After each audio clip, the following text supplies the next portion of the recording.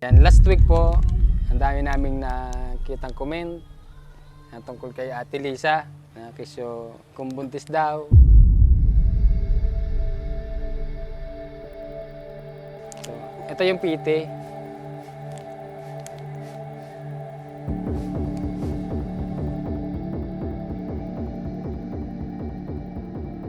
Hindi pa sigurado eh, baka mamaya magkamali kami. O tulad yan, doktor lang yung nagsabi na Pinagtitingin kami ng mga tao, ba't ang dami ko daw anak. Alangan naman ipamigay ko anak ko o ipaampon. Hindi ko naman matitis dahil nga hindi nila alam yung ano ko. Isa rin kasi ako ampon. Nakinabahan pa ako kasi siyempre natakot po. Natakot kasi.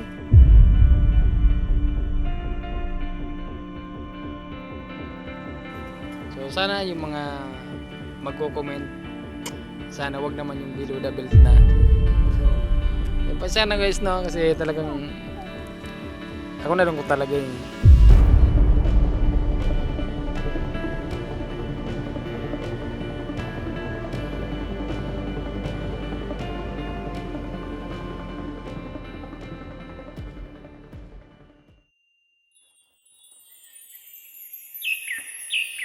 Ayan, magandang hapon po sa lahat, especially sa mga viewers ni Sir Oragon Honey and The Prospect po. So ayan, pupunta tayo kila Kuya Alvin ngayon para tingnan yung bahay kong gawa na at tingnan natin kung maano ginagawa nila doon. sa mga hindi pa po nakaka-subscribe sa aming YouTube channel at Facebook page, siya po si The Prospect.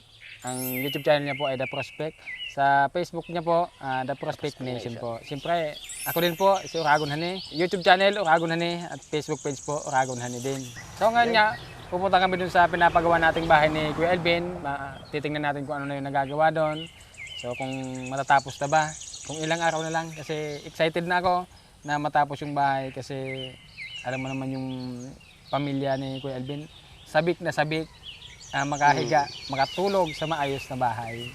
Saka ako talaga excited na kung ano yung magiging feeling nila pag nasa maayos na silang kalagayan.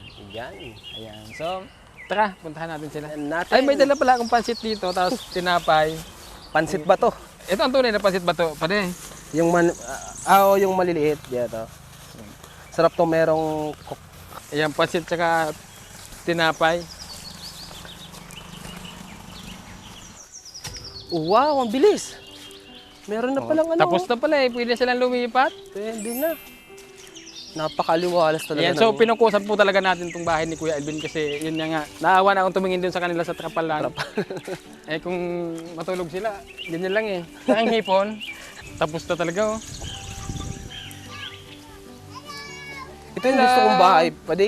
Hello! Native. Ay, si Boknoy! Hello! Hello, Boknoy! Ha? Oh, bless na. Dagon? Boknoy! Kababata ko sa Ligmana. Pumunta dito? Oh. Wow. Bless na, bless na. Oh, ay sana, bagong gupit yung mga anak mo. Nagpakalbo rin pala si Lahat, Melvin. lahat sila, bimbol ko. Bless na. Matubig sir? Ha? May feeding po. Ito yung ganda ng loob. Oh, pasukin natin pala yun. Napakaliwalas ng ano. Pagod ako. Kanta daw, kanta. Sige, kanta mo na. Kanta. A, B, C, D.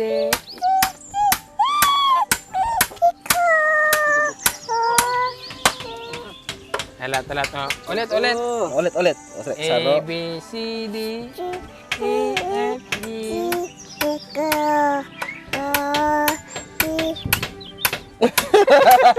Boknoy ka talaga? Si Boknoy. Ayan. So, tingnan natin dito sa loob. Ayan, na-flooring na po ito. Ay, talaga. Medyo makalat pa talaga. Makalat pa. Wow na ko yung pagkakagawa. O may ilaw na pala ano? Wala pa yan. Ano lang, dekorasyon lang. Ba't nandyan si ano, tulog? Yan, doon sa kabila nakapagpaalam na tayo na maki-extension muna tayo ng ilaw. So pumayag naman. So kami lang yung magbabayad. So ito, na-flooring na dito sa Ibay ng pagkakagawa. kabila, kusina ito. Oh. Ha? Swimming pool?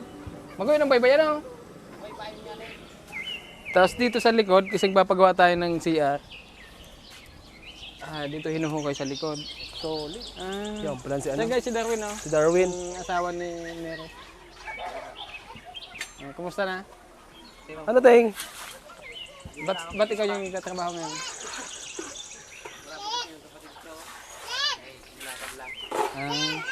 Hindi sumakay.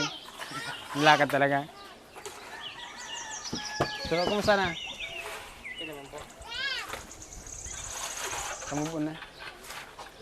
Hindi pa. Matagal pa. Sige lang. Ito yung pinapahukay natin. Matubig pala dito, Para no? dun sa ano nila. Para sa CR nila. Hindi pwede yan, Sin. Bumbahan na lang, hindi. Bumbahan na lang. Oo. Pwede, may bukat. Kaya Malapit pa sa kanal. bumbahan na lang. Hindi, okay lang naman to. CR lang naman. Kaso nga lang, yung tubig yung problema natin dito. Sa bumbahan na lang. Jetmatic. Oo.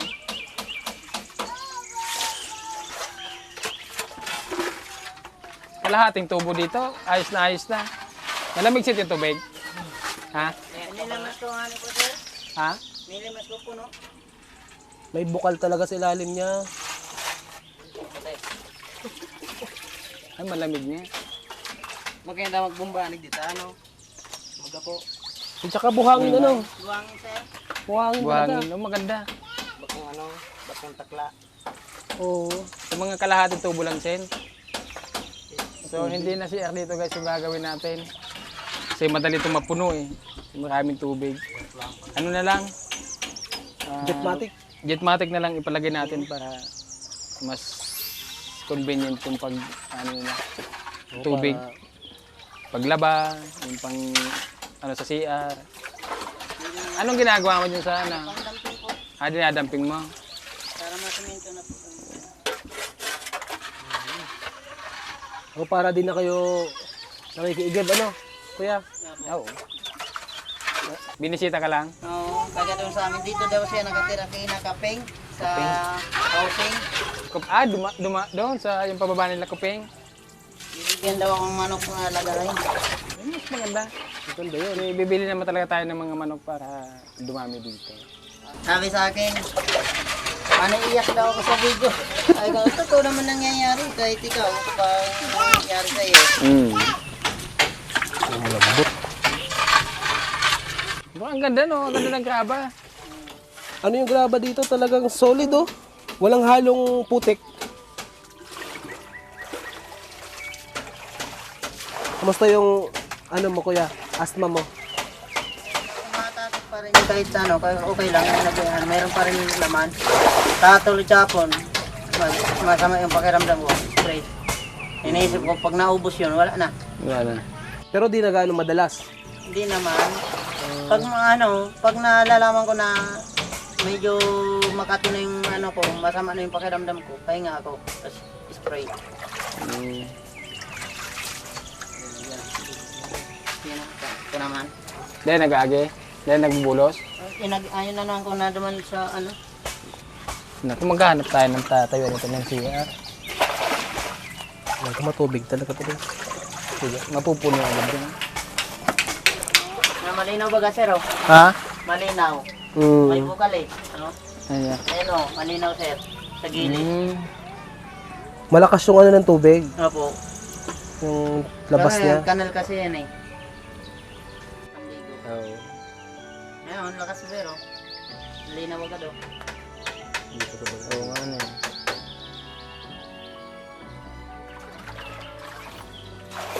Dito tayo sa taas dito mag-ano. Lalagyan ng CR. Dito na, ang problema dito yung ugat ng kahoy, mangga.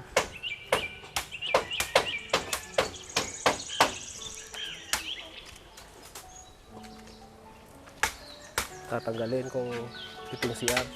Ha?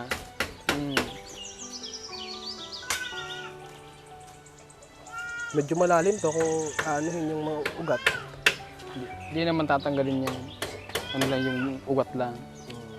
Kaso nga, pag lumaki itong ugat nito, gigibain niya ng ugat din. Yung plasentada. Oo. Wala na tayong mapiston eh. Yan lang yung atin eh.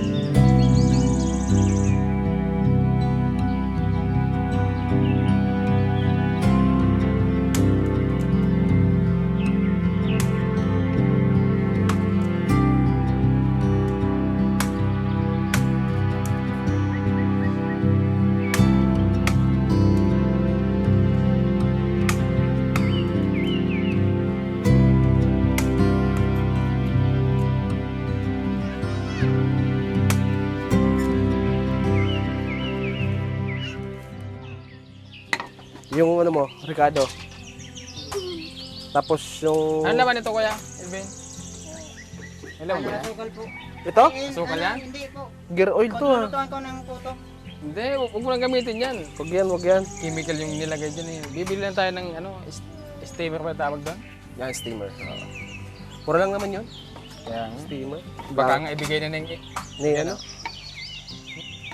yung steamer na yan na kailangan, baka ibigay na lang yung inyang yun eh. Kaya nga. Inyang, shout out. Isang pitik lang yan ni Sir. Isang request lang natin yun sa inyang. Yeah. Agad-agad may steamer ka na. Ilan ba kailangan yung steamer? Kapag ano, gawa ng puto. Yung ano, steamer ng malaking katawan. Ilan yung kailangan mo? Isa lang po. Isa lang. Ano pa yung mga kailangan dyan? Ano, Steamer, steamer, tapos yung timba, tapos planggana. Ipagkakagit ka din ng... timba, planggana, ano pa? Yun lang po. Dahil yung ano, yung paano na, kaldero, kawali pala, malaki. Kasi nagluluto ng palaman. Kasi kung maliit lang kasi kakaunti yung palaman ng luluto. Kaldero, kawali. Gaano kalaking kaldero yan? Kumpong plato. Mga ganyan lang po. Yung Plato. mga 5 kilo ang laman. Dapat, ano, kawa, ilalagay mong steamer doon sa kawa. May kasama na po yung ano, steamer. Yung, May kasama, ay, oo nga pala, may kasama na pala yun. Tapos ano pa? yung kawali, yun lang. Yun lang. Yun lang po. Tapos, puhunan. Puhunan. Kasi, hindi ka magagawa ng puto kung walang puhunan. Puhunan na po. Sabi dyan sa palengke kanina, kilala na ko. So yung ano yun, kasi dala ko yung dalawang anak. Lakad ka pa rin, hindi ka sumasakay. Lapit-lapit lang po, sabi ko. Ah, nakilala ka na. Tapos sabi niya, Ikaw, masikat ka pa nga sa akin dito eh. sabi sa akin, sabi ko, pag nagluto ang puto, bili kayo. Ayaw, bibili daw sila. I-try mo, pagkatapos nito, yan na agad yung uumpisahan natin kasi hanap buhay yung kailangan mo. Kasi hindi naman laging andito kami.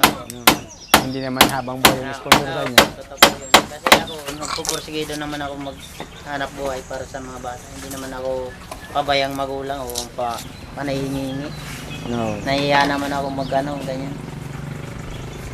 So mamaya nga po pala guys, no, may i-reveal po kami. So napakahalagang revelasyon po ito. Kuya. So mamaya po yan. Sino pa? Uy! Dito ka. Nagtataba kasi. Oh, galing. Noy. 1, 2, 3. Kanta. A, B, C, D, E, F, G.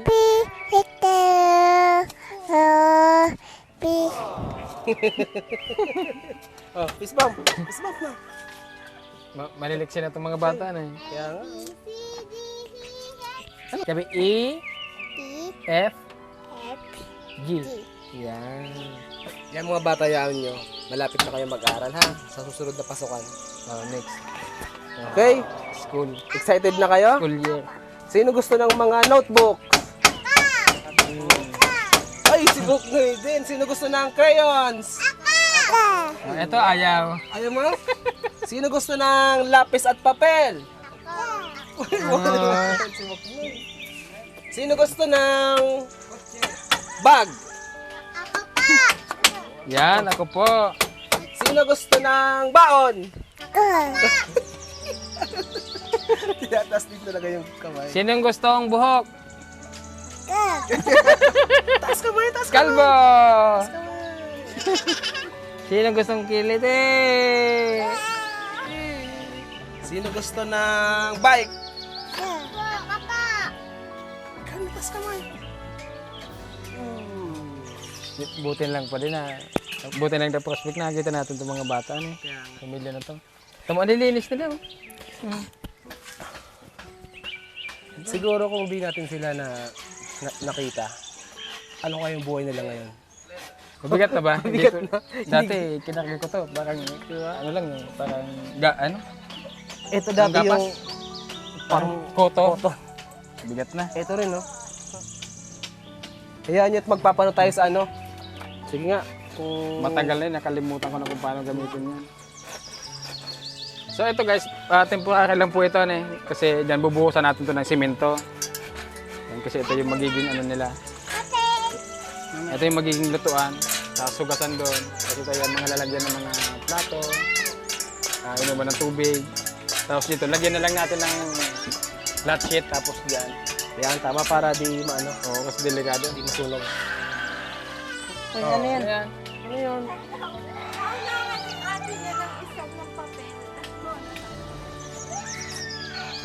Una. Nabotos yan. Pasalamatan po natin yung second batch po ng ating mga sponsor. Yan, ito yung mga hindi natin nabanggit nung karaan. So from Sweden, 4,000 pesos po. Lemon Mouse of London, 4,276. Si Ma'am Ray Merle Engelman, 10,000. From Arizona, USA, 3,016 pesos. Si Ma'am Alpia ng 12,000. From USA, Mississippi, 10,810. Si Ma'am Net Apia Garde, 1,000 pesos. Si Magandang Loob, from Doha, Qatar, 4,454. From Taguig, 500 pesos. Si Anonymous, 2,500. Proverbs 19:17, 4,236. Tapos si Ma'am Rems ng Barcelona, Spain, 3,000 pesos. At si Tita Nora ng Minnesota, 16,200 pesos. Yan, so may total tayong 133,336 pesos. Yung nagastos na po dito, pira pa itong week na to. Ito nung 2 linggo lang to. Kasama na yung 5,000 cash na binigay ko kay Kuya. So yung dalawang 2,000 ay tig 1,000 tapos 3,000 yung pinang bili mo ng groceries. Yan. Kasi yung grocery nila guys, pagtapos nito saka na natin bibilihin yung mga yung mga nag-sponsor na gusto silang bilhan ng mga grocery. Pagkatapos na lang nito. And kaya binigyan ko muna siya ng 3,000 nung isang araw para bumili lang kahit sabon, kung ano-ano pa mga kailangan nila. Yan, yung gastos natin itong nakaraan, 80,706. Yan, yung materials, yung sa labor, tapos yung kasama na yung 5,000 na binigay natin sa kanila. Tapos yung iba pa, hindi ko na nalista, yung mga paunti-unti na yung pang merenda, pang snack, yung tanghalian, hindi na natin sinama dito. Kung may tira, ibibigay natin kay Kuya, pampuhunan niya. Gusto ko sanang bilhan siya ng sidecar.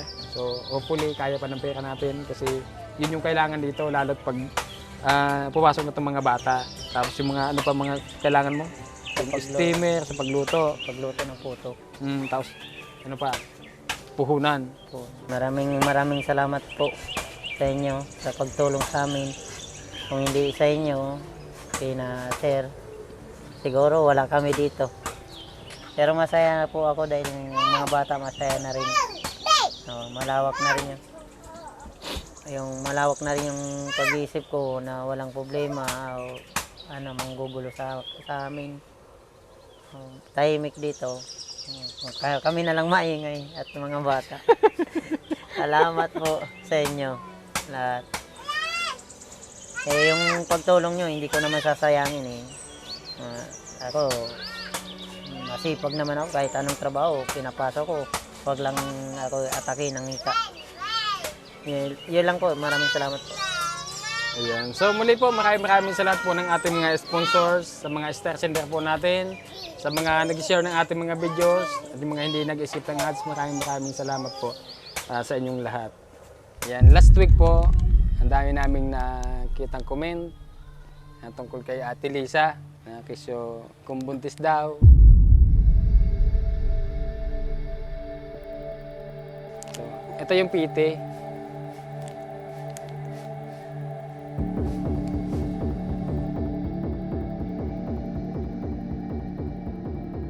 Hindi pa sigurado eh, baka mamaya magkamali kami. O tulad niyan, doktor na yung nagsabi na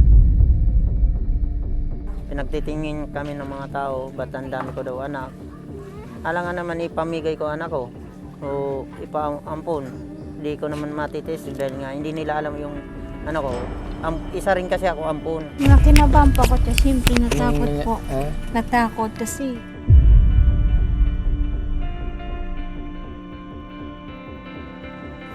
so sana yung mga magko-comment, sana wag naman yung below the belt na. So, yun pa sana guys no, kasi talagang ako nalungkot talaga yung